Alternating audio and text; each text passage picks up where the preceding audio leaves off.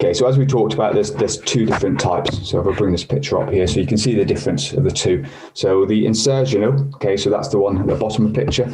So down here, if you can see my little cursor, that is generally a little bit harder to manage. Okay, these are aggravated by compressive forces. So things that I'd want you to avoid with a insertional tendinopathy would be stretching. Okay, so I wouldn't want you stretching your calf with this one, because all you're going to do is compress that tendon across the bone. Okay, and then that's going to aggravate the tissue. So your recovery and your progression is going to be affected by that. So I'd look at using things like the foam rollers and your tennis balls to sort of release some of the tension in your calf, or sports massage, anything like that would be useful as well. But again, remember, these things are adjuncts. They're not the thing that's going to get rid of it. They're just going to help you manage it in the short term. And then the higher up one, so again, this is 4 to 6 centimeters above the heel bone.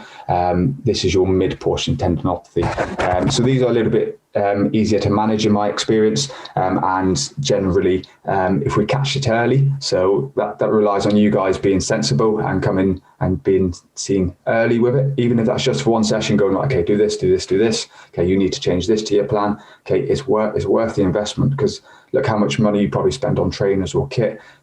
It's worth speaking to someone early on to get this addressed, as opposed to going, let's let me go, settle down, because generally if you don't change something, it will continue to get worse. So listening to your body or using some of the advice from this will definitely sort of get you going in the right direction. Okay, and then so tendinopathy tends to work on something called a continuum model. So there's lots of sort of evidence come out over the years of different ways of managing it, and this is the current sort of trend, if you were. And instead of saying this is particularly one issue with it or another, we tend to slide up and down this sort of this scale. So obviously off to the left of your screen, you've got a normal tendon, pain-free, no problems at all. If you start to get a little bit of discomfort, so this is the early stages, you get something called a reactive tendinopathy. This is generally not too much going on within the tendon. If you add some rest or recovery or get some loading in there, generally that will settle down pretty quickly. If you don't do anything about it, then you're going to carry on going down that line into disrepair, which is again a lot harder to manage. You need a lot more robust program then to get that to settle down. And then if you just carry on ignoring it, you're going to get into degeneration, and the final stage past that is a rupture. It's pretty hard to rupture it, to be fair, but that degeneration phase, you're going to get a lot poorer outcomes. So your performance, once you do get the pain back under control, is going to be a lot less. So it's really thinking about early intervention and a nice structured plan with it, and that should help get you moving in the right direction. And you can slide up and down the scale. It's not right, okay, I've got this repair, that's the end of it. You can sort of get things to settle down. You can also have two elements at the same time. So you could be, particularly that you're more master athletes here, you could have a degenerative tendon with a reactive element. So it means part of the tendon is degenerated, whereas another part has just got a reactive element to it. So it's really important to not just go, I always have Achilles problems, I can't address it. Yes, you can to some degree. So yeah, get it looked at sooner rather than later. Okay, so this is just going into those a little bit more. So as you'll see, I've used nice colours, and that'll make sense in a little bit more in a second. So reactive tendinopathies, generally these will settle really quickly. I don't generally tend to get many issues with these. These tend to sort of, again, they still take 2 to 3 months to settle down. So I'm not expecting it to disappear overnight. And particularly that morning pain is one of the last sort of elements to disappear with it. So one of the things I wanted to put down is, so the repetitive microtrauma, so actually running, you're hopping, you're walking, your weights, they're linked to non-uniform tensions between the two calf muscles, your gastroc and your soleus. Okay, and what that's going to do, so if you imagine you've got two muscles pulling down onto an attachment, so if one of them's tighter than the other, it's going to cause a change in the tension between it. And that change in tension is what can cause the friction and the irritation within your Achilles. So for example, if your soleus isn't strong enough, okay, it's going to hold itself tighter, which is then going to cause a pull onto your Achilles, and that will just cause a change in the friction between the fibers within the Achilles, which could then lead on to the development of a tendinopathy, which is often the case, especially if you're sort of building your mileage or looking towards a race when you're sort of really up in the intensity and not necessarily doing much in terms of way of recovering properly. Here's just to consider really is the differential diagnosis. So just because you've got pain in your Achilles doesn't mean it's your Achilles. Okay, so these are the 4 things that are worth considering in the back of your mind, or that your therapist should be considering. What I will say is the accessory soleus is very, very rare. I think I've seen 1, and generally they're quite a problem to sort of manage really. But all of these will give you a greater aggravation at a low level activity. So if you're cycling, for example, and your Achilles is still being aggravated, it could be an element of the paratenon or the fat pad that are the main issues really. And you need to address those before you start addressing the tendon, just to get the best results. Also, if the pain's more on one side than the other, so if it's more medial or more lateral, then that may indicate a different structure as opposed to your Achilles as well. And also if you don't get that warm-up effect. So if your Achilles is, you've gone for your run because you want to go for a run, and it doesn't warm up and then become pain-free, then it's more likely that it could be the fat pad or a bursa that's the issue. So just think about that in the back of your mind. If it doesn't fit a normal pattern of warming up, then it's very likely that there could be something else involved as well, in which case go and see someone. Okay, so there's a few things that you can do, and I put these 3 tests, but I kind of don't want you to do them until a later stage in your rehab, or if you do them, then it should be only once a week as a test. And then obviously put a daily load test, but I'll come on to that in a second. So a calf raise, what you're looking at is progressive. So in the early stages, you're going to do it with 2 feet, then you're going to progress onto 1 foot. You're going to change the height, you're going to change the speed of it. So it's very much a test. And once you can complete the test in one zone, so for example, 3 times 30 calf raises, if you can do that fine with 2 feet, then you'd go on to 1 foot. Or you'd go to doing it quicker, or you go to doing it higher. So you only ever change one element at a time, and then you only do that each week. Pogo jumps, again, later stage really, so this is more coming into your plyometrics.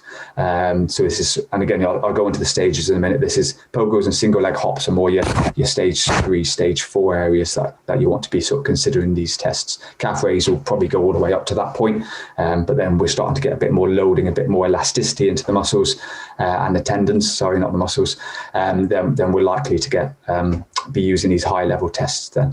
The pogo jumps, simple as it sounds, okay, 2 feet, sort of jumping on the spot. Okay, imagine you're a pogo stick. Don't know if they still have them these days.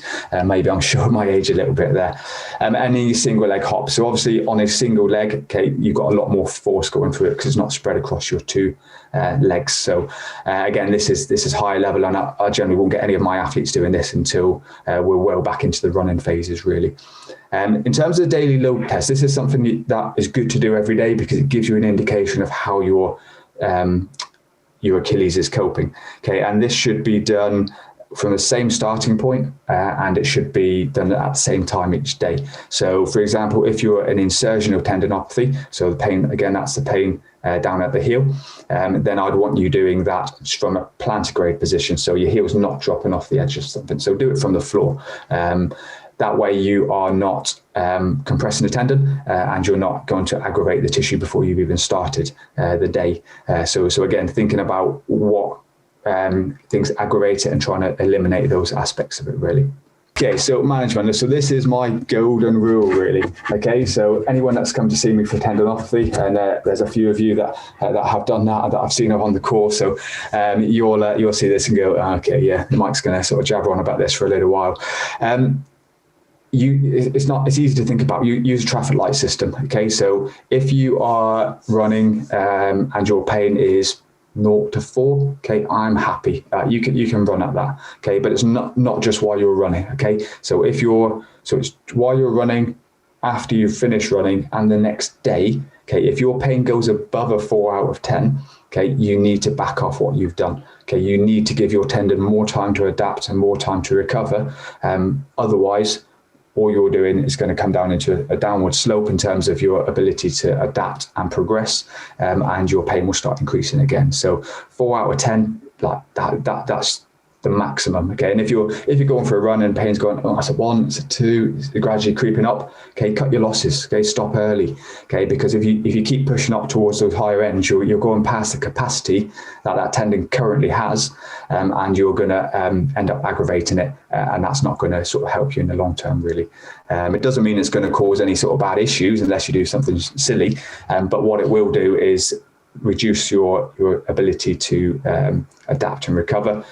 So if we're thinking about those consistent week-on-week progressions, you're going to have to go, well, I need to take a week off now to let this settle down. And that's the last thing I want. I want you running. I want you consistently running. Therefore, if we use this traffic light system, it tends to be a lot more successful. Some people don't like using numbers, and runners generally, they'll make the number fit their criteria, really. Mike said a 4, therefore it's a 4. So think about how it feels. So if you're changing your running style, so hobbling a little bit or changing your foot strike, or it just generally hurts, then you need to back off a little bit. So a little bit of discomfort is okay, but if you're changing your running style because of it, then yeah, you need to cut what you're doing, have a think about what you're doing, and sort of adjust from there. Okay, so other things to consider alongside the traffic light system is how we can reduce things that are overloading it. So the short answer, stop running. Okay, but that doesn't mean you stop training. Okay, so you can always cross train. You can still be doing weights, you can still be doing conditioning. Obviously, gyms are due to be opening soon, so that's going to be useful in terms of like getting the strength work there, but you can always improvise with home-based stuff as well. However, it doesn't mean you have to stop running. Okay, as long as you can get your pain below that 4 out of 10. Okay, and if that means you drop back to 30-second jogs, and say many of my athletes I've worked with will know that they've had to go back that far to allow them to start getting some load and force going through the tendon, then that's what you need to do. Otherwise, you're just going to keep going, oh, I've had a week off, I'll go back and do a 30-minute run, oh, it hurts again. Okay, and if you keep doing that, you're not going to get anywhere. Okay, and it will just go down that continuum from reactive, disrepair, degeneration. So you need to sort of think about what you're doing and have a reason behind why you're doing everything, really. Minimize the compressive forces. Again, this is more for your insertional tendinopathies. This is add a heel wedge, so it's going to bring your heel up slightly higher. So again, you're not compressing into that sort of loaded position quite as much. Increase the trainer drop. So again, if you're a minimalist trainer or a zero drop, then get ones with a bigger heel, not your platforms, but so something that's going to give you a little bit of an offload. So same idea as what a heel wedge will do. And again, as I said before, avoid stretching. Use something like a foam roller, tennis ball, massage to help with these aspects of it. And as I've already said, continue to exercise. Run on the flat. Okay, this is quite an important one, and not always possible. Okay, I know some of you live in hilly areas, but if you run on the flat, there's less load going through your Achilles. Uphill increases because you tend to be more on the ball of your foot. It tends to put a lot more load through the Achilles with that. So if you can find somewhere flat, even if it's running around a football field or running up and down a flat bit of street, at least it's a way in. Okay, and that's one of the big things that alongside the traffic light system is you need to find a way in to get to manage this. If you just keep peaking and troughing, your progress is going to be sort of relatively slow with this. Okay, other things to think about. So think about heel striking. So though I'm not a big advocate of big changes of running style because they can often bring other problems, heel strikers tend to have less load going through their Achilles. So your midfoot and your forefoot, your heels, when you're landing in those positions, your heel's already off the floor, and that puts a lot of strain through your Achilles. So it might be worth slightly changing your running style in the short term.